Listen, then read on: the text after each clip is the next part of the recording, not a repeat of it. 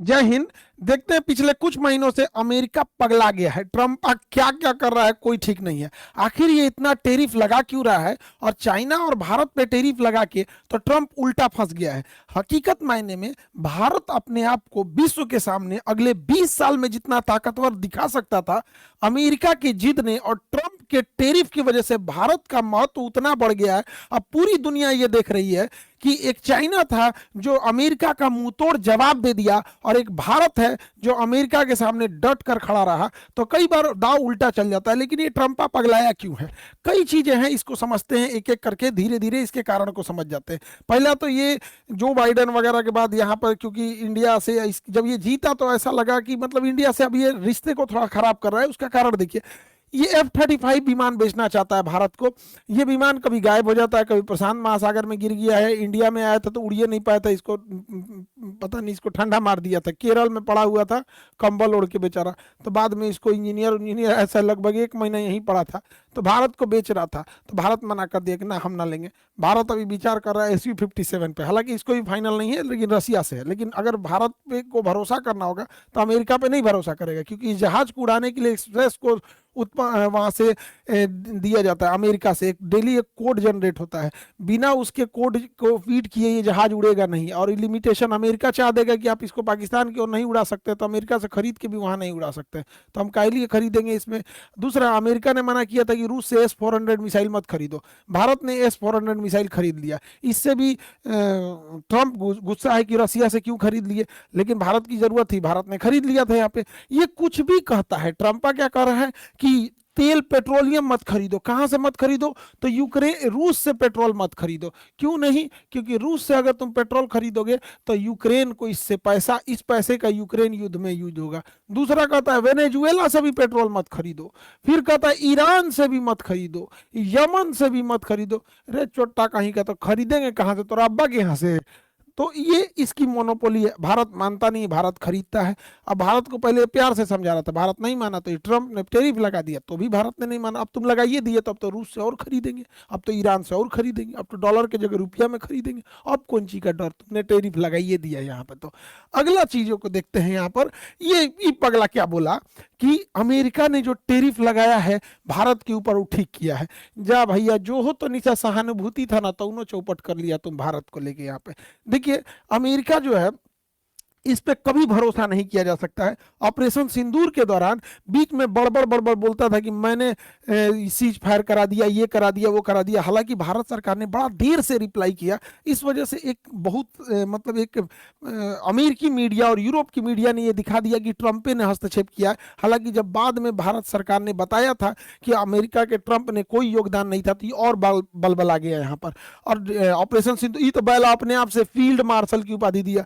Field marshal की उपाधि देना चाहिए। पहलगाम हमला जो हुआ था इसी ने कराया था, आसिम मुनीर ने यहाँ पे कराया था, अपने से इसने क्या कर लिया था, उपाधि दे लिया था। कई और चीजें देखिएगा इंडिया और ट्रंप के प्रशासन के बीच में हो रही है। इंडिया ने बिटकॉइन और क्रिप्टो करेंसी को बड़ा मतलब सप्रेस किया है, उतना आगे नहीं ले जाने दिया है। और इंडिया में बिटकॉइन उतना प्रचलन में अब नहीं रहा है। और बिटकॉइन में ट्रंप की फैमिली का एक बड़ा पैसा लगा हुआ है, तो ट्रंप को एक उसका भी गुस्सा है यहाँ पर।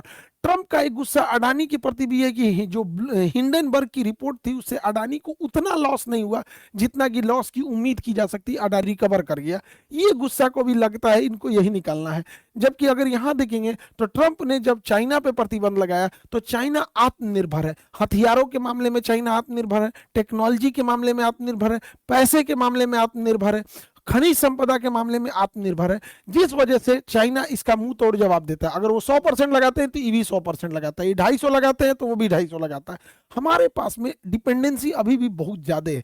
चाइना के पास रेयर अर्थ एलिमेंट है सब, कुछ ऐसे पदार्थ होते हैं जो बहुत कम मिलते हैं, और ऐसे पदार्थ बहुत ज्यादा जरूरत होते हैं, और इसका पूरा भंडारण चाइना के पास है। इन रेयर अर्थ मेटल का यूज कहाँ कहाँ होता है? तो जो माइक्रो प्रोसेसर्स होते हैं उनमें यूज होता है, जो इलेक्ट्रिकल व्हीकल्स है उनमें यूज हो जाता है, सोलर पैनल में हो जाता है। सिलिकॉन वैली जो है अमेरिका का, माइक्रोसॉफ्ट हो गया, गूगल हो गया, जितने भी माइक्रोचिप बनते हैं, इलेक्ट्रॉनिक्स चीजें बनती हैं, ये जो स्टार लिंक लेके जा रहे हैं अंतरिक्ष में, सैटेलाइट बना रहे हैं, नासा का सैटेलाइट, इन सब में रेयर अर्थ एलिमेंट होता है। रेयर अर्थ एलिमेंट पे चाइना ने प्रतिबंध लगा दिया। कहा अमेरिका टेरिफ लगाओगे तो हम तुमको देंगे नहीं। अब अमेरिका पगला गया यहाँ पर। इलोन मस्क का तसला, इसका तसला कैसे चलेगा, क्योंकि तसलवा में तो लगेगा इसको सेमीकंडक्टर सिलिकॉन, अब वो चाइना देता है, तो चाइना कहा कि भैया तुम ब्रेकअप करो इससे। तो चुनाव के टाइम में ये दोनों के बीच में बड़ा अच्छा दोस्ती था, अभी ब्रेकअप हो गया क्योंकि इसके बड़बोलापन की वजह से। तो ये बड़ा चाइना ने इसका मुंह तोड़ जवाब दिया। अब चाइना की कंपनियों ने कहा कि भैया रियर अर्थ एलिमेंट जो है इतना हमारे पास ज्यादा संख्या में, ये हम बेचेंगे कहाँ, हमारा तो व्यापार बंद होगा। तो चाइना ने कहा एक काम करो, ये तुम इंडिया को बेचो। तो भारत को अब देखिएगा रियर अर्थ एलिमेंट मिलेगा। आने वाले 2 से 3 महीने में आप देखिएगा भारत में सेमीकंडक्टर धड़ल्ले से बनने लगे हैं। भारत में देखिएगा माइक्रो प्रोसेसर, चिप, ये सब बहुत तेजी से बनेंगे। और ये चीज ये अमेरिका को इससे लॉस लगेगा। तो चाइना ने इस पे बड़ा बेहतरीन ढंग से काम किया। हालांकि ट्रंप का जो सबसे मेन गुस्सा का कारण है वो ब्रिक्स देश है। ब्रिक्स देश शुरुआत में 5 देशों का संगठन था, ब्राजील, रसिया, इंडिया, चाइना, साउथ अफ्रीका। ये शुरुआत में 5 देशों का संगठन था, अभी और बढ़ते गया है। ब्रिक्स देश जो है ये डॉलराइजेशन, डी डॉलराइजेशन की ओर बढ़ रहे हैं, जो ट्रंप का सबसे बड़ा गुस्सा का कारण है। और इनका R5, अब एक एक करके समझिए, ये एक नई मुद्रा लाना चाह रहे हैं जिसका नाम होगा R5। R5 करके मुद्रा लाएंगे, अभी इसका नाम पूरा डिसाइड नहीं है, इसलिए शुरुआत में इन्हें R5 के नाम से जानते हैं हम लोग यहाँ पर। और किसी और क्लास में आपको रीजन बता देंगे R5 क्यों कहते हैं। और ब्रिक्स देश अभी और इसकी संख्या बढ़ते जा रही है, 10-15 इसकी संख्या बढ़ेगी। अब ये ब्रिक्स कैसे काम करता है और ब्रिक्स से अमेरिका को इतना डर क्यों है, समझिएगा, ध्यान से समझिएगा। पहले जमाने में जब व्यापार होता था तो सोने चांदी में व्यापार होता था, कि हम सोना दे देते थे या चांदी से व्यापार होता था। तो ये थोड़ी दूर पे व्यापार जब होता था ऐसे तो चल सकता था। लेकिन जब दूर के व्यापार होते थे, दूर का व्यापार, तो इसमें ना ये एक थोड़ा सा सिस्टम चेंज हुआ।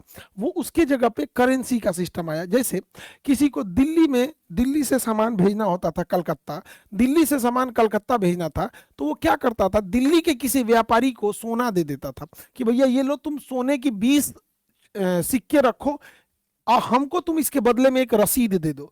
20 सिक्के रख लो, बदले में हमें रसीद रखो, क्योंकि जाना है कलकत्ता, रास्ते में कोई छीन लेगा सोना तो दिक्कत होगा। रसीद रख दो हमको, ये रसीद दे देना, ताकि वहां वो रसीद दिखा देंगे। अगर हम वो रसीद जिसको जमा करेंगे वो इंसान तुमसे आके 20 सोने का सिक्का या चांदी का सिक्का ले लेगा। तो ये रसीद का आदान प्रदान होता था कि हम कहीं जाते थे, सोना का सिक्का रखते थे, बदले में रसीद लेते थे, रसीद से व्यापार हो जाता था।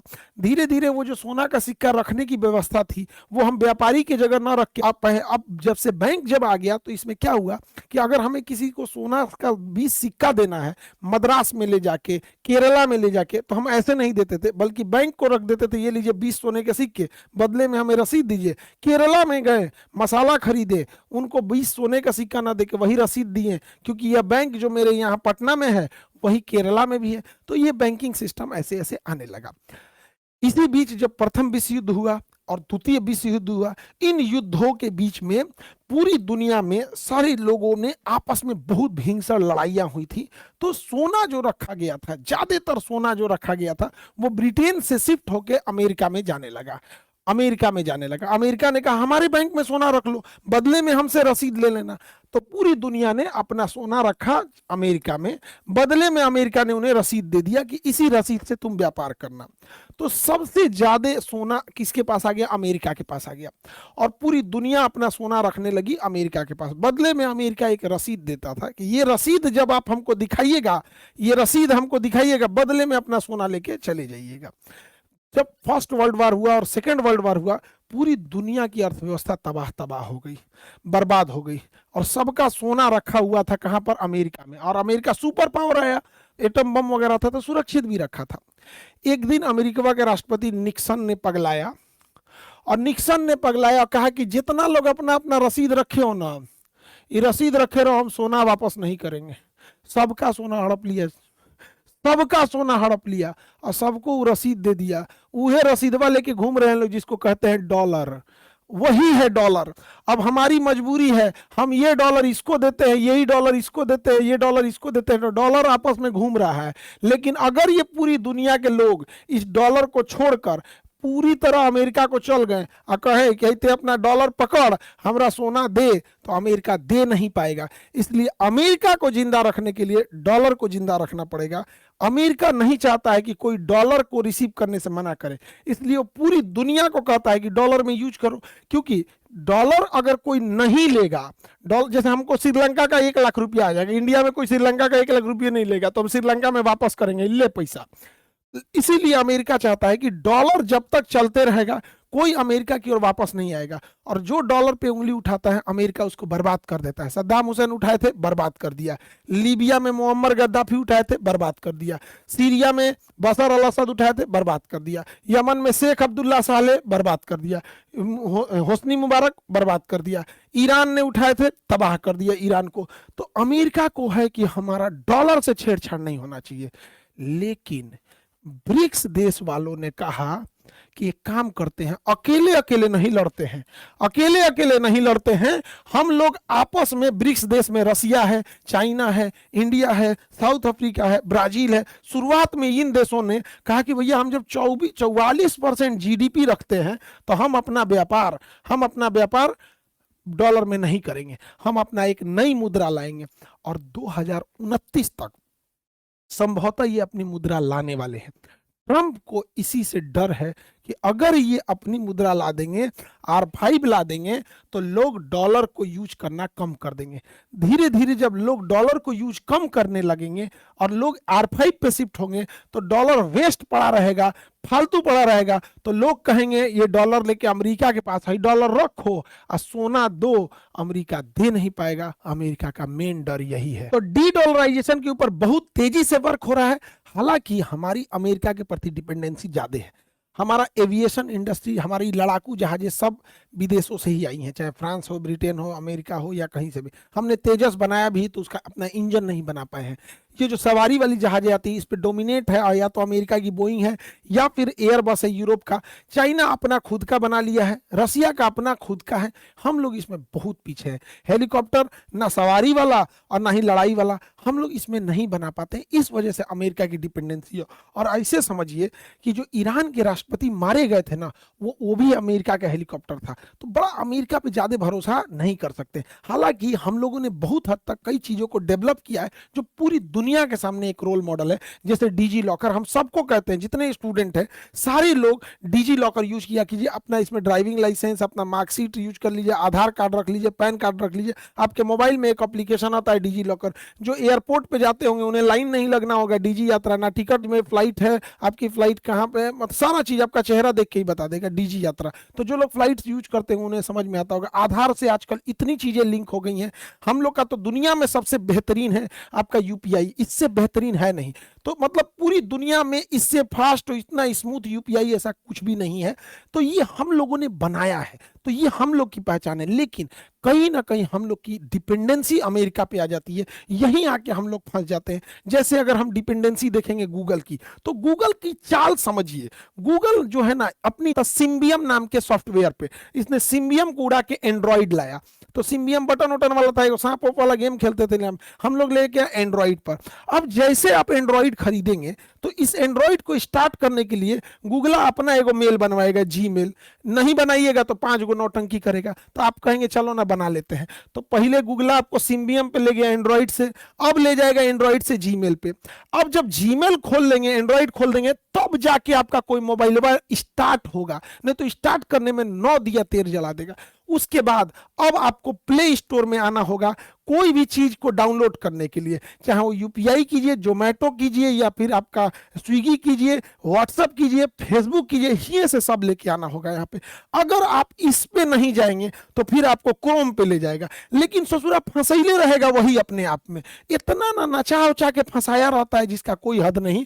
आप कोई भी एप्लीकेशन, स्नैपचैट, इंस्टा, इन सबको देखेंगे इसी से अटैच है। और इन सब का कोई ईमान धर्म नहीं है। कब पलट हम ही नहीं कर रहे हैं कि आज ही खत्म कर देगा, लेकिन रसिया में इसने रोक लगा दिया था।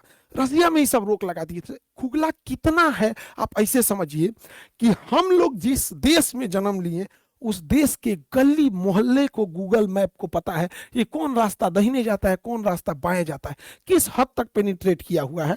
और आप समझिए अगर ये सब जो होते हैं ना बड़ा सॉफ्ट गेम खेलते हैं, कुछ साल पहले व्हाट्सएप एक अपडेट लाया था पेमेंट को लेके, कुछ लोगों ने कहा हम नहीं करेंगे, कुछ लोगों ने कहा कि हम टेलीग्राम पे शिफ्ट होंगे, लेकिन सबसे करवा लिया। ये जो बात आप सुन रहे हैं ना, अभी जो वीडियो देख रहे हैं, ये भी गूगल के यूट्यूब पर चल रहा है यहाँ पे। तो टू मच डिपेंडेंसी अच्छी चीज नहीं होती है, हमें स्वयं के उस पर जाना चाहिए। हालांकि हमें से वर्स्ट कंडीशन के लिए रेडी रहना चाहिए, क्योंकि कोई भी चीजें बता के नहीं आती है। किसी को पता था कि ट्रंप ऐसा टैरिफ लगाएगा, और अंग्रेजों का कोई भरोसा नहीं है। जलियांवाला बाग में हत्याकांड करके जनरल डायर को इनाम देने वाले थे सब। यहाँ की अंग्रेजों का कोई वो नहीं होता है। इंग्लैंड की महारानी हमारे यहाँ सोन चुरा के माथा में पहनले हैं कोहिनूर हीरा। अब देखिए इसमें फिर आजकल सोशल मीडिया क्या कर रहा है, फिर आजकल सोशल मीडिया क्या कर रहा है, फेसबुक अमेरिका का है, श्रीलंका को तबाह करने में फेसबुक का बड़ा योगदान था। वो हम अलग टॉपिक पे बता सकते हैं, कभी वीडियो बना देंगे कि श्रीलंका को कैसे फेसबुक ने डुबाया। अगर बात करते हैं टेलीग्राम को, तो टेलीग्राम रसिया का है। यहाँ पे टेलीग्राम में बांग्लादेश को तबाह करने में सबसे बड़ा योगदान टेलीग्राम का था। आज अगर किसी को ब्लैकमेल करना है तो टेलीग्राम आता है। किसी भारत में किसी महिला का फोटो एआई से बना के उसको अश्लील बना देगा, वल्गर बना देगा, उसको टेलीग्राम से धड़धड़ा के फैला देगा। यहाँ पे रोकते रोकते रोकते रोकते सरकार पागल हो जाएगी। तो इस पे गवर्नमेंट को नकेल कसने की जरूरत है। हमारा अपना रहता है तो अपने हिसाब से कंट्रोल किया जा सकता है। कहने का मतलब यही है, हमें आत्मनिर्भर बनने की जरूरत है। अभी नेपाल में देखिए ये जो सोशल साइट है, हालांकि नेपाल में इन सोशल मीडिया के बैन होने से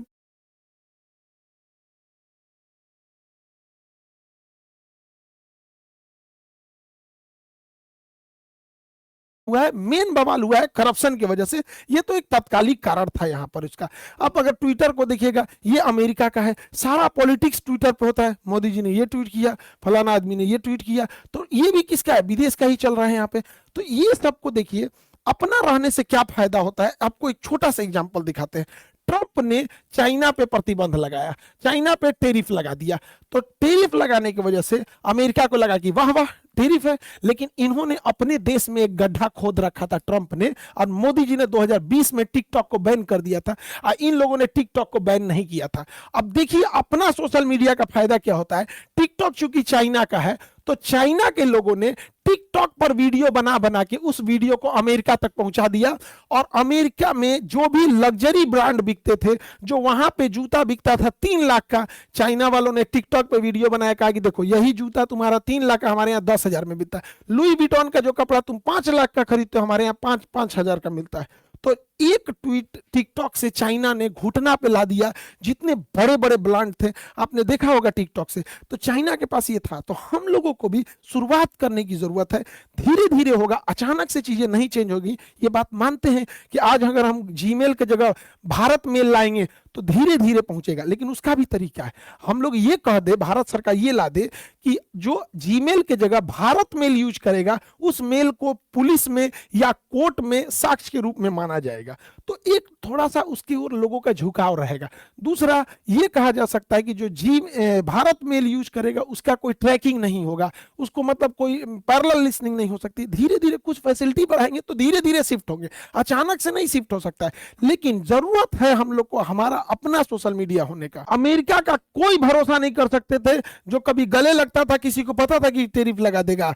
ऑपरेशन सिंदूर के समय में यही अमेरिका ने आईएमएफ के थ्रू पाकिस्तान को लोन दिला दिया। किसी को कोई भरोसा नहीं कर सकते अमेरिका का, इसलिए हमें आत्मनिर्भर बन के रहने की जरूरत है। बुरा वक्त बता के नहीं आता है, हमेशा हम लोग को तैयार रहने की जरूरत है। अमेरिका पे आप क्या भरोसा कर सकते हैं, ये H1B वीजा रोक दिया। सुंदर पिचाई गूगल के हैं, बताइए ऑपरेशन सिंदूर के समय इनके मुंह से एक बात सुने हैं कि पाकिस्तान ने गलत किया, ये नहीं करना चाहिए, एक को बात ही नहीं बोले होंगे यहाँ पर। ये सबका पूरी तरह से कंट्रोल करके रखा है सर। यही अमेरिका है जो वीजा नहीं दिया था नरेंद्र मोदी को जब ये गुजरात के मुख्यमंत्री हुआ करते थे। तब उस समय प्रकाश जावड़ेकर से एक मीडिया वाले ने पूछा था कि अमेरिका ने मोदी जी को तो वीजा ही नहीं दिया था। तो इन्होंने कहा था कि चुनाव में 2014 का वोट देने भारत के लोगों को आना, अमेरिका के लोगों को नहीं। तो सोचिए अमेरिका जो वीजा रोक सकता है एक सिटिंग चीफ मिनिस्टर का, बाद में वीजा नहीं दिया, बाद में प्रधानमंत्री बन गए तो मोदी जी को ले जाकर पिज्जा खिला रहा था। पिज्जा नमस्ते ट्रंप किया, यही नमस्ते मोदी, नमस्ते ट्रंप, अब यही टैरिफ लगा दिया। इनका कोई भरोसा नहीं हो सकता है। ये वही अमेरिका है जो भारत को क्रायोनिक इंजन नहीं दिया था ताकि हमारा चंद्रयान या ये सब मिशन डिले हो सके, तो हम लोग को 20 साल का इंतजार करना पड़ गया था। 1990 में ये रोक दिया था, हम लोग को बनाते बनाते 2005 2010 आ गया, तब जाके क्रायोनिक इंजन बना। यही अमेरिका ने रोका था। यही वो अमेरिका है जिसने पाकिस्तान को पैटर्न टैंक दिया था। यही वो अमेरिका है जिसने सेवर जेट दिया था। यही वो अमेरिका है जो 7वां बेड़ा ले आया था। यही वो अमेरिका है जो भारत पर परमाणु बम मारने के लिए आया था। यही वो अमेरिका है जो इंदिरा गांधी को परमाणु बम बनाने नहीं दिया। ये वही अमेरिका है जिसने अटल बिहारी वाजपेयी ने जब परमाणु बम बनाया था तो भारत पर प्रतिबंध लगा दिया था। हम कैसे भरोसा कर ले इस अमेरिका के ऊपर? ये वही अमेरिका है जब कारगिल की लड़ाई लड़ रही थे तो हमारे सैनिकों को यह नहीं समझ में दिख नहीं रहा था कि दुश्मन कहां बैठे हैं, तो इसी अमेरिका से मांगा गया था जीपीएस का सिग्नल दे दो, तो जीपीएस नहीं दिया था, सैटेलाइट नहीं दिया था, तो भारत को अपना सैटेलाइट बनाना पड़ा था। ये वही अमेरिका है जब 70 के दशक में हम लोग को गेहूं की जरूरत पड़ी थी तो इसने गेहूं भेजा था। जब गेहूं आया तो पता चला कि सुअर को खाने वाला गेहूं इसने भारत को भेज रखा है। ये वही अमेरिका है जहां पे अगर याद कीजिए तो IC-814 हमारा विमान हाईजैक हुआ था और हमारे विमान हाईजैक को ये कंधार लेके गए थे सब तालिबान की मदद से। ये वही अमेरिका है जिसने तालिबान से 20 साल लड़ाई लड़ा था, आज तालिबान से बैठ के हम आपस में टेबल टॉक करता है। अमेरिका पे आप कभी भरोसा नहीं कर सकते। ये वही अमेरिका है जब लॉकडाउन लगा था, कोरोना के टाइम लगा था, तो भारत एक ऐसा देश था जिसने पूरी दुनिया को वैक्सीन दिया था। लेकिन ये वही अमेरिका है जो भारत से वैक्सीन लेने के बावजूद भारत को दी जाने वाली सिरिंज और बहुत सारे मेडिकल इक्विपमेंट पे प्रतिबंध लगा दिया था। यह बात हकीकत है कि गूगल जैसी बड़ी कंपनियों को अपना प्रॉफिट दिखता है, लेकिन क्या अमेरिका पे भरोसा किया जा सकता है? क्या हम अपने 140 करोड़ लोगों को गूगल के रहमो करम पे छोड़ सकते हैं? हम लोगों को जरूरत है अब अपना प्लेटफॉर्म बनाने की, अपने लिए सर्च इंजन बनाने की जरूरत है, अपना ब्राउजर बनाने की जरूरत है। कब तक हम क्रोम पे डिपेंडेंट रहेंगे? यदि आज शुरू करते हैं 10 साल बाद बनाएंगे, लेकिन अगर शुरू ही नहीं करेंगे तो कभी नहीं बना पाएंगे। आप क्या सोचते हैं, बनाना चाहिए या गूगल पे ही डिपेंडेंट रहना चाहिए? और प्रधानमंत्री मोदी जी का बहुत बहुत आभार और धन्यवाद जो उन्होंने जीएसटी को कम किया बहुत सारे चीजों पे, खास करके मेडिकल इक्विपमेंट पे, क्योंकि अभी हम बहुत सारा हॉस्पिटल, ब्लड बैंक, ये सब चीजें, डायलिसिस वगैरह डाल रहे हैं, तो उससे मशीनों को खरीदने में बड़ा सस्ता हुआ है। तो इसके लिए बहुत बहुत धन्यवाद देते हैं। और हमने बोला था कि जीएसटी एजुकेशन पे कम कर देने के लिए, उसका एक रीजन समझिए। तो कई लोग कह रहे हैं कि आप काहे नहीं कर दे रहे हैं कम? तो देखो भैया, एक बात तो पहले समझ जाओ कि जीएसटी एजुकेशन पे 18% है और इनकम टैक्स हम लोग पे है 30%। जो हम लोग पे इनकम टैक्स का स्लैब आता है 30%। तो देखिए हम क्या कह रहे हैं, समझिएगा। ये एजुकेशन का 18% जीएसटी स्टूडेंट्स को भरना पड़ता है, हम लोग को नहीं, स्टूडेंट्स को भरना होता है। इसी को कहते हैं कि इसको छोड़ दीजिए। हमने ये कभी नहीं कहा कि टीचरों पर लगने वाला इनकम टैक्स छोड़ दीजिए। भैया हम लोग से 30% लेते हैं, हम इसकी बात नहीं करते हैं। हम प्रधानमंत्री से उम्मीद करते हैं कि आने वाले समय में वो इसको भी देखेंगे, क्योंकि ये स्टूडेंट से लिया जाता है, इसलिए जीएसटी करते हैं। किसी से जो अब जो जिसको जीएसटी नहीं पता होगा पढ़ा देंगे, इकोनॉमिक्स का क्लास में पढ़ाए भी हैं, कोई प्रीवियस वीडियो में भी देख लीजिएगा। तो मेरा कंसर्न बस ये है कि हम अगर हमको अपने से स्वार्थ रहता तो हम कहते कि इनकम टैक्स छोड़ दीजिए, क्योंकि ये विद्यार्थी को नहीं देना है, टीचर को खुद देना है, हम लोग को खुद देना है एजुकेशन पे। हमको मतलब है स्टूडेंट्स के ऊपर, देश के भविष्य होते हैं। अगर 18% कम होगा तो बहुत गरीब जनता है जिसके लिए 18% मायने रखती है। कहीं 10,000 फीस है, उसमें 18% कम हो जाएगा तो लगभग 2,000 कम होने से उसको थोड़ी सहूलियत मिल जाएगी। उम्मीद है कि उसमें भी आगे करेंगे। दूसरा, कई बार जब हम लोग ये रिफॉर्म की बात करते हैं तो कहते हैं सब पॉलिटिक्स कर रहे हैं। भैया हम लोग पॉलिटिक्स पढ़ाते हैं, पॉलिटिक्स पढ़ाते हैं। पढ़ना होगा तो आ जाएंगे लोग, पॉलिटिक्स पढ़ा देंगे। पॉलिटिक्स करते नहीं है हम लोग। ये राजनीति धर्म जाति से बहुत ऊपर हट चुके हैं लोग। अगर ये सोचेंगे लोग कि किसी एक का तारीफ करे, किसी एक की बुराई, ऐसा नहीं होगा। अच्छा काम होगा तो अच्छा, खराब होगा तो खराब। धर्म सब एक जैसा है, सबका सम्मान करना चाहिए। तो इसलिए हम लोग को ये सबसे कोई मतलब नहीं है। जो रिफॉर्म होना चाहिए वो होना चाहिए यहाँ पर। वरना शुरू से भी देखेंगे तो पहला वीडियो में भी देखेंगे जय हिंद बोल के आते थे, और आज भी देखेंगे जय हिंद बोल के चले जाते हैं। मिलेंगे नेक्स्ट क्लास में, फिर नेपाल की चर्चा करेंगे। जय हिंद। घंटों वीडियो देख रहे हैं लेकिन एक भी रुपया नहीं कमा रहे हैं तो आपका समय बर्बाद हो रहा है। अगर आपको वीडियो देखना पसंद है तो उससे पैसा कैसे बनाएं, ये तरीका भी जानें। गुरु ऐप डाउनलोड करें और विनटब के साथ वीडियो वॉचिंग इनकम का रहस्य जानें। गुरु ऐप में सैकड़ों ऑनलाइन अर्निंग प्लेटफॉर्म्स हैं। कैनवा से पैसे कैसे कमाएं, व्हाट्सएप से पैसे कैसे कमाएं, विनटब पर वीडियो देखते देखते कैसे माला माल बने। गुरु ऐप के थ्रू इनकम मेकिंग के